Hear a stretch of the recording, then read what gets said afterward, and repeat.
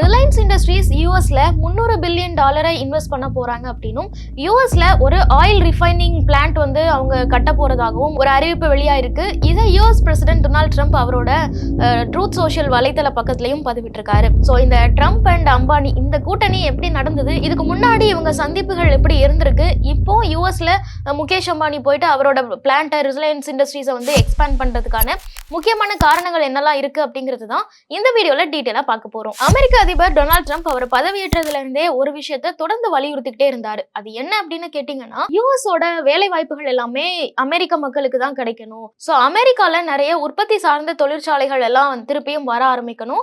அதன் மூலமா மக்களுக்கு அதிகமான அளவுல வேலை வாய்ப்பெல்லாம் கிடைக்கணும் அப்படிங்கிறத தொடர்ந்து பேசிக்கிட்டே வந்தாரு.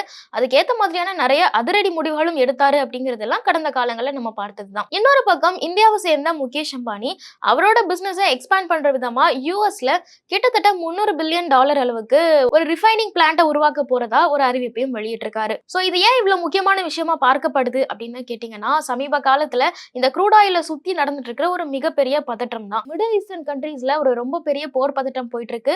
இஸ்ரேலும் ஈரானுக்கும் நடுவுல இந்த சண்டை அப்படிங்கிறது ஒரு 12 நாட்களை கடந்து நடந்துட்டு இருக்கு. ஸோ இதோட தாக்கமா இந்தியா உள்ளிட்ட பல நாடுகள்லையும் க்ரூட் ஆயிலுக்கு ஒரு தட்டுப்பாடு ஏற்படுது. எல்பிஜி சிலிண்டருக்கும் மிகப்பெரிய தட்டுப்பாடு ஏற்படுது. சோ சாதாரண மக்கள் இதனால அதிகமான அளவுல பாதிக்கப்படுறாங்க. இஸ்ரேல் ஈரான் பிரச்சனையில சம்பந்தமே இல்லாத வகையில இந்தியால இருக்க மக்கள் பாதிக்கப்படுறாங்க. இது எல்லாத்தையும் நம்ம பார்க்கும்போது இந்த க்ரூட் ஆயில் எந்த அளவுக்கு இம்பார்ட்டன்ட் அப்படிங்கறத நம்மளால புரிஞ்சுக்க முடியுது. அதுலயும் குறிப்பா ஈரான் கிட்ட ரொம்ப அதிகமான அளவுல எண்ணெய் வளம் இருக்கு அப்படிங்கறத நம்ம பாக்குறோம். சோ அதை பேஸ் பண்ணி இஸ்ரேல் ஈரானை அட்டாக் பண்ணும்போது யூஎஸும் பெரிய அளவுல அதுக்கு சப்போர்ட் பண்றாங்க. அதுக்கு ரியாக்ட் பண்ற விதமா ஈரான் என்ன முடிவு எடுத்தாலும் அவங்க சொல்ற முதல் விஷயம், நாங்க இந்த ஸ்ட்ரெய்ட் ஆஃப் ஹார்மஸை க்ளோஸ் பண்ணுவோம், அதனால உங்களால இந்த ஆயில் பேஸ்டு ட்ரேட் பண்ண முடியாது, ஸ்ட்ரெய்ட் ஆஃப் ஹார்மஸ் வழியா எந்த ஒரு கப்பல் க்ரூட் ஆயில் எடுத்துட்டு வந்தாலும் நாங்க அதை அட்டாக் பண்ணுவோம் அப்படின்னு அச்சுறுத்துறாங்க. அமெரிக்க அரசாங்கம் வெனிசுலாவை இப்போ கைப்பற்றி வச்சிருக்காங்க. வெனிசுலாவும் ரொம்ப அதிகமான அளவுல எண்ணெய் வளம் மிக்க ஒரு நாடு. ஸோ யூஎஸ் கிட்ட வெனிசுலா இப்போ இருக்கிறதுனால இந்த எண்ணெய் வளத்தை அவங்க குளோபல் மார்க்கெட்ல போய் விற்கணும் அப்படின்னு யூஎஸ் முயற்சி செய்யறாங்க. ஸோ இப்போ அங்க ஒரு ரிஃபைனிங் பிளான்ட்டை ரிலையன்ஸ் இண்டஸ்ட்ரீஸ் தொடங்குறது மூலமா ரிலையன்ஸ் இண்டஸ்ட்ரிக்கும் இதுல நிறைய ப்ராஃபிட்ஸ் இருக்கிறதுக்கு வாய்ப்பு இருக்கு அப்படின்னு எதிர்பார்க்கறாங்க. ஸோ இந்த $300 பில்லியன் இன்வெஸ்ட்மெண்ட் யூஎஸ்க்கு ஏன் முக்கியம் அப்படின்னு பார்த்தோம்னா, கடந்த 50 ஆண்டுகள்ல யூஎஸ்ல எந்த ஒரு ஆயில் ரிஃபைனிங் பிளான்ட்டுமே ஓபன் பண்ணல. 50 வருஷம் கழிச்சு இப்பதான் யூஎஸ்க்கு ஒரு ஆயில் ரிஃபைனிங் பிளான்ட்டை ஓபன் பண்றாங்க. அது இந்தியாவை சேர்ந்த ரிலையன்ஸ் இண்டஸ்ட்ரீஸ் அப்படிங்கிறது ஒரு குறிப்பிடத்தக்க விஷயமா இருக்கு. அதிபர் டொனால்ட் ட்ரம்ப் அவரோட பதவியேற்பு விழால முகேஷ் அம்பானியும் அவரோட மனைவி நீதா அம்பானியும் வந்து கலந்துட்டாங்க அப்படிங்கறத பார்த்தோம். அதுக்கு அடுத்தபடியா போன வருஷம் தோஹால நடந்த ஒரு மீட்டிங்ல அதிபர் ட்ரம்ப் அவர்களும் முகேஷ் அம்பானியும் மீட் பண்ணியிருந்தாங்க அப்படிங்கறத பார்த்தோம். ஸோ கன்சிக்வெண்டா இவங்க மீட் பண்ணிக்கிறாங்க அப்படிங்கும் போதே நிறைய பேர் இதை ஸ்பெகுலேட் பண்ணாங்க, ரிலையன்ஸ் இண்டஸ்ட்ரீஸ் வந்து யூஎஸ்ல ஏதாவது எக்ஸ்பேண்ட் பண்ண போறாங்களா இருக்கும் அப்படிங்கிற மாதிரி.